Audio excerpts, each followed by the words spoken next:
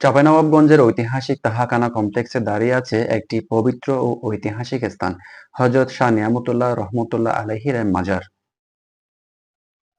ইতিহাস, স্থাপত্য আর আধ্যাত্মিকতার এক অনন্য পরিবেশ দেখতে প্রতি বছর এখানে আসেন অসংখ্য দর্শনার্থী।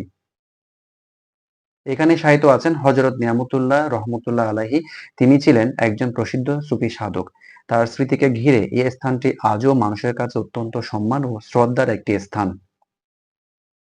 মাজারের ভেতরে পরিবেশ বেশ শান্ত ও নিরিবিলি। দর্শনার্থীরা এখানে এসে দোয়া মোনাজাত করেন এবং কিছুটা সময় নীরবে কাটান। সমাধিস্থলে পাওয়া দুটি শিলালিপির মধ্যে একটি তোগরা ও অপরটি নাসক ও নাস্তালিক লিপিতে উৎকীর্ণ।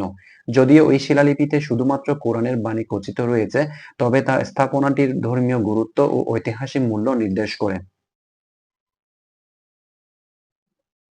একদিকে প্রাচীন স্থাপত্য, অন্যদিকে আধ্যাত্মিক পরিবেশ, সব মিলিয়ে তাহাখানা কমপ্লেক্স ও হযরত শাহ নিয়ামতুল্লাহ রহমতুল্লাহ মাজার চাঁপাইনবাবগঞ্জের একটি গুরুত্বপূর্ণ ঐতিহাসিক দর্শনীয় স্থান।